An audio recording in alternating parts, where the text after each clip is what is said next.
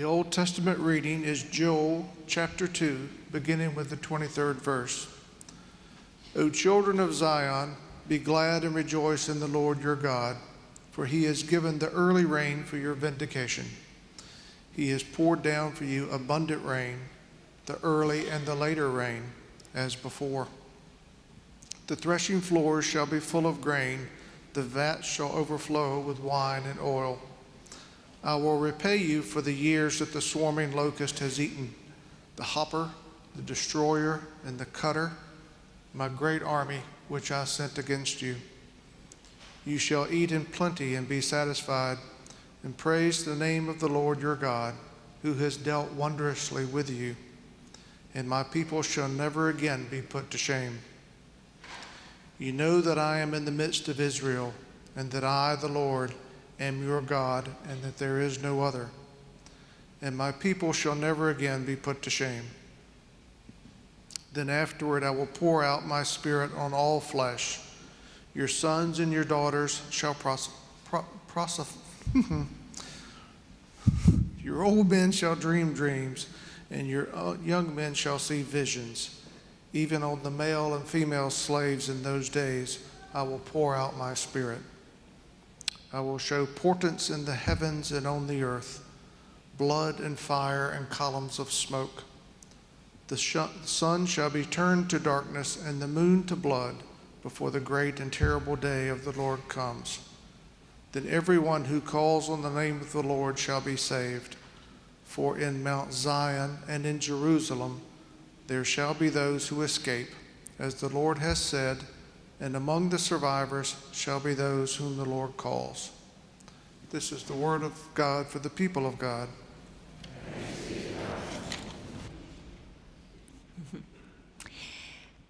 I wonder if any of you have ever had pests to invade your home or your property.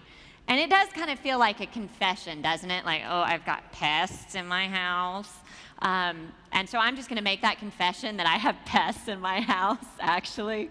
They're apparently called Indian moths, and they are no fun. They are very resilient, these moths. I've already had the exterminator there twice, and they're still there. I know that all God's critters have a place in the choir, but I could do without these in my kitchen. And I have gotten very familiar with this particular moth. I know what it looks like when it's a little caterpillar, and then I know what it looks like when it's a full-blown moth, because when you live with something, you really get to know it pretty well, as I have. So if you go past my house and you see me waving my vacuum cleaner wand, that's what I'm trying to do, is take care of my pest problem. So the people of Israel had a terrible pest problem in our text for today. And it wasn't just awful or annoying, it was devastating. This horde of pests had come in and had devoured everything. These pests were called locusts, and the Israelites were very familiar with them. So familiar that there are 3 different words in Hebrew for locust. There's one word for when they're a little baby locust, and that is translated in English as a creeping locust. And then there's another word in Hebrew for when they're an adolescent locust, and they're a caterpillar, and they eat everything in sight. Some things about adolescents in the human and animal world, they stay consistent. So these locusts are in English translated as the swarming locusts. So they eat everything in sight. And then when it matures and it's a full adult, it's translated in English as a devouring locust. And this is like a grasshopper on steroids. This is something you don't want to mess with, and no amount of exterminator can take care of these pests. What happened is they swarmed in and they ate everything in sight. There was nothing left for the people to eat. No crops, and because of no crops, then the livestock had nothing to eat. The people of Israel in the book of Joel are starving. They are on the brink of annihilation because of the locusts. The people of Israel also use the image of locusts to represent suffering for right reason. Some biblical scholars say that the locusts actually represent wave after wave of the Assyrian and Babylonian armies that were coming in to conquer the people of Israel. Israel was a minority community surrounded by majorities, and they knew what it was like to be under persecution. They knew what it was like to suffer. They knew what it was like to have food insecurity. Minority communities today still experience locusts. And there are all kinds of different names for these locusts. There's actually more than 3. It could go on and on. You could call it unjust mass incarceration, or you could call it inequitable education, or you could call it inadequate education and housing, or you could name it as food insecurity. People of color in our communities are often bombarded by locusts, and they are right to wonder why. Just like the people of Israel, to wonder why. Why these locusts? Why this suffering? Why, God? Those of us who live with privilege aren't immune to locusts. I would imagine that some of you have experienced something that comes in and lays waste, something that brings a path of devastation, something that brings insecurity. So I invite you to reflect on, what are your locusts? How would you name these things that come in and take over your life? What are your locusts? And you might also, like the people of Israel and like those who are minorities in our own community, you might also ask God, why? Why the suffering? Why the locusts?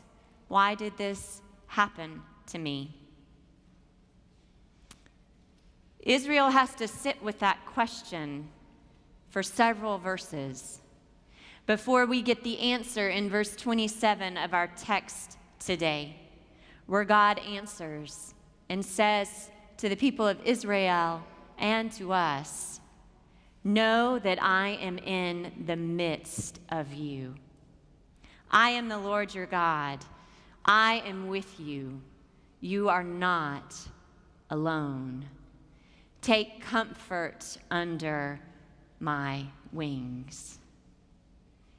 And God says to the people of Israel and to us, to those who have gone through times of locusts, God says, "I will pour out my spirit on all flesh. Your sons and daughters shall prophesy. Your old men shall dream dreams. Your young men shall see visions. Even on the male and female slave, I will pour out my spirit." So in the midst of devastation, in the midst of locusts, however you might name them, God pours out God's Spirit, and it is on everyone. No one is left desolate, male and female, young and old, rich and poor, all receive the Spirit. God's Spirit actually eliminates any human distinctions. For Israel, this pouring out of the Spirit, an ability to dream again, literally meant no more starvation. The word dream in Hebrew means fatten up. It's used most often in the context of livestock, or what we like to do for babies to help them to grow, to fatten up an infant. So it means to be fed. So when God says to the people of Israel that you shall dream dreams again, It means that you shall eat again. You shall no longer starve from the locusts. Your vats will be full of wine and of oil. There will be plenty of wheat. There will be abundance once again. Dreaming dreams for the people of Israel means a full banqueting table once again. It means that there is hope. And what God teaches us in this text through the people of Israel is that the ability to dream dreams comes out of times of locusts. The ability to have vision comes out of times of great suffering. So out of the things that challenged the people of Israel the most, literal starvation, comes the ability to plant crops again. The very place where Israel was laid desolate is where God rains down grace and allows for the planting of crops of hope once again. God pours God's Spirit into us too, into the places where we may have experienced locusts. God pours God's Spirit. And I want to share with you a dream that I've been given. It's actually a very deeply personal dream, but I share it with you as my community. So I received a vision of a banqueting table too. And around this banqueting table sit women of every age, young and old, and they are single, and with them sit their children. And at this table, there is abundance and there is plenty. But these single moms, they know what it's like to live through times of locusts, of scarcity, of suffering. But out of that, they create an intentional Christian household together, living together under one roof where they can share the work of child rearing and share the work of their vocations outside of the home. This is a place where together those who want to seek education are given support to dream their dreams, and those who are just exhausted and tired are given the support of the community to help raise their children. This is the dream that I'm dreaming. And it's a vision that comes to me because I also am a single mom. And so I have a seat at that table of resiliency. I want to minister out of where I also need to be ministered to. This is how God's Spirit works. The very place where we have experienced locusts and desolation, where we've had grief, our struggle, our trial, that is the very place where God pours forth God's Spirit. That is the very place where God rains down grace and plants crops of hope once again. Maybe you were terribly bullied in middle school, and it was like walking through a horde of locusts just to get to your locker. And now as an adult, you've gone through healing, you've worked through that, and now you're able to minister with our middle school youth. And through that, you receive healing, and they receive love and support. This is how God's Spirit pours out. Maybe you were a military kid growing up, and you moved every year, so you never had a sense of home. And that was a wound you had to work with. But now, out of that, you are called to work to help build our Habitat house so that another family can have a home. This is how God's Spirit works. It's the very place where the locusts lay devastation that God calls us into ministry, just as God called the people of Israel. The very place that was waylaid is the place where our calling into ministry begins. The Spirit pours into us so that we may in turn pour in to others. The place that was laid desolate is where God plants crops of abundant grace and hope.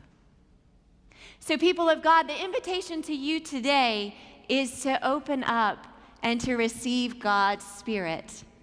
This takes some courage, let me tell you. It takes some courage. Any dream that God's dreaming through you is going to take all you've got. And if you were stirred by the vision that I have of an intentional community for single moms and their children where all may flourish and all are supported, then please let me know, because I'm going to need all the help I can get. But this is where God is pouring God's Spirit, I truly believe, and so I will work to make it a reality. But God is pouring God's Spirit into you. So let God dream God's dream through you. Young and old, male and female, rich and poor. Let God dream through you. I'm going to invite us into a spirit of prayer to welcome that as we sing again the chorus, Spirit of the living God, fall afresh on me.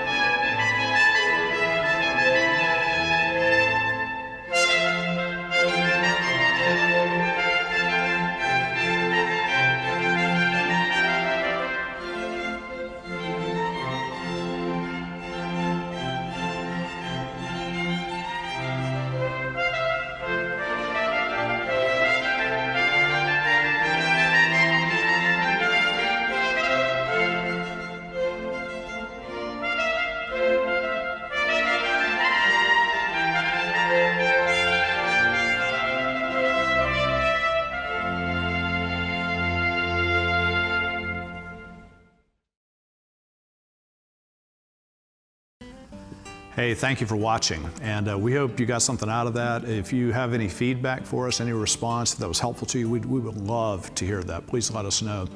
And everything that we put out is free, and we want it to be that way, but if you're able and feel led to support the mission of our church or the cost of providing this online content, here's how to do so.